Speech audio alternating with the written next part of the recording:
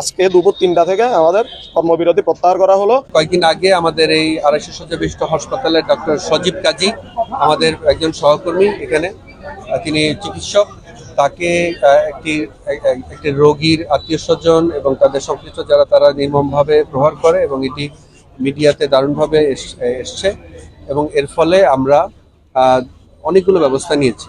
প্রথম কথা, অনেকগুলো চ্যালেঞ্জ ছিল। প্রথম কথা হচ্ছে আমাদের চিকিৎসকদের নিরাপত্তা নিশ্চিত করা একটা বড় ইস্যু ছিল।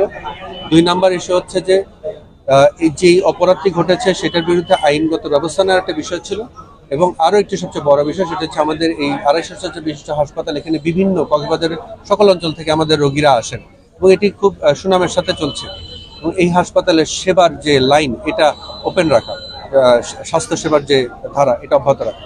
তো তার প্রেক্ষিতে আমরা তাৎক্ষণিকভাবে কৃতজ্ঞতা জানাতে চাই সরকারকে। তাৎক্ষণিকভাবে আমাদের স্বরাষ্ট্র মন্ত্রণালয়ের বিশেষ উদ্যোগের ফলে আমরা এখানে তাৎক্ষণিকভাবে ব্যাটালিয়ান আনসার মোতায়েন করতে পেরেছি।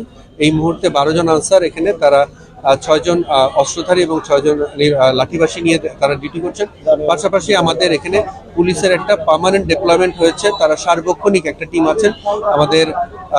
এভাবে আমরা নিরাপত্তা নিশ্চিত করছি। পাশাপাশি আমাদের টহল, পুলিশের যে নিয়মিত টহল সেটি আছে, আমাদের যৌথ বাহিনীর বিভিন্ন বাহিনীগুলোর যে টহল সেটিও নিয়মিতভাবে আছে এবং আমরাও আমাদের সহকর্মীদের সাথে আমরা এখানে তাদেরকে দেখতে আসছি, তাদের নানাবিধ যে সমস্যাগুলো সেগুলো শুনছি। পাশাপাশি আমি এটি জিনিস জানাতে চাই, সেটা হচ্ছে যে আইনগত ব্যবস্থা, যারা ক্রিমিনাল এই অফেন্সটি করেছেন, নৃশংস হামলা যেটি করেছেন, তার ভিত্তিতে তাৎক্ষণিকভাবে মামলা হয়েছে। মামলা হওয়ার সাথে সাথেই আমরা 4 জন আসামিকে তাৎক্ষণিকভাবে অ্যারেস্ট করা হয়েছে। অ্যারেস্ট করার পরে এরপরও আমাদের ডাক্তার ভাই বোনদের আরও একটি সাপ্লিমেন্টারি ইস্যু ছিল, তারা ওই মূল মামলার সাথে সেই অভিযোগটিকে সংযুক্ত করা হয়েছে। যে 2-1 আসামির কথা বলা হচ্ছে, তারা দাবি করছেন তাদেরকে অনতিবিলম্বে গ্রেফতার করা হবে এবং এই ব্যাপারে আমরা আমাদের ডাক্তার ভাই বোনদেরকে আশ্বস্ত করেছি। প্রশাসক মহোদয় এবং পুলিশ সুপার মহোদয়কে ধন্যবাদ, আমাদের সাথে সহকর্মী হয়ে আমাদের এখানে এসে ঘটনাটা একটা ন্যাক্কারজনক ঘটনা পুরো বাংলাদেশের ডাক্তার সমাজের জন্য।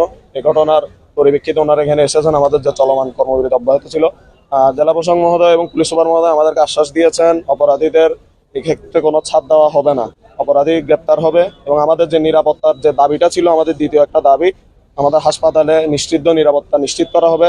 পুলিশ সুপার মহোদয় বলেছেন স্থায়ীভাবে একটি পুলিশ ফাঁড়ি বা পুলিশ ক্যাম্প এখানে স্থাপন করার ব্যাপারে তারা যথেষ্ট আগ্রহী।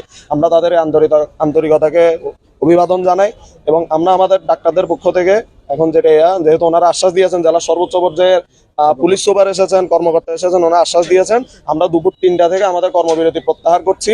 5 দিনের একটি সময় দিয়ে ওনারা আমাদেরকে 5 দিনের ভিতর আসামি বা মামলার কি অবস্থা এবং নিরাপত্তা ব্যবস্থার জন্য কি গ্রহণ করা হচ্ছে সেটা আমাদেরকে জানাবেন।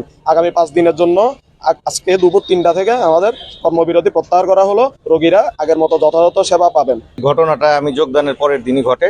আমরা সাথে সাথেই এই ঘটনা সেন্সিটাইজ হয়ে মামলা হওয়ার জন্য আমরা অপেক্ষা করি নাই। আমরা সাথে সাথে অভিযান পরিচালনা করে 4 জনকে আমরা গ্রেপ্তার করছি।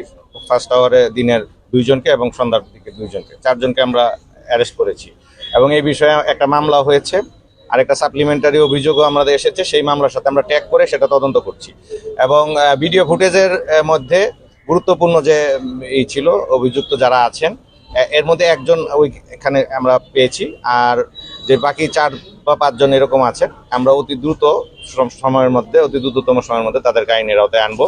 2 জন অপরাধী ধরা পড়েছে, আরও বাকি অপরাধী ধরার প্রচেষ্টা চালানো হচ্ছে এবং নিরাপত্তার ব্যাপারে ওরা আমাদের বলেছেন আমাদের স্থায়ী একটা পুলিশ ক্যাম্প হবে এবং এর আগেও আমাদের এখানে আর্মড পুলিশ 6 জন এখানে আমাদের ডিপ্লয় করেছেন, 4 জন আর্মড আনসার ডিপ্লয় করেছেন এবং আমাদের সিকিউরিটি গার্ড 6 জন প্রাইভেট কোম্পানি আছেন এবং যেটা আমাদের এই যে সিকিউরিটি গার্ড এবং পুলিশ আনসার দিয়েছেন, কিন্তু আমাদের আপনারা সবাই জানেন আমাদের এখানে 250 যে বেডের বিপরীতে আমাদের ভর্তি থাকে রোগী 900 থেকে 950 রোগীর মতো, কিন্তু এগুলো অপ্রতুল।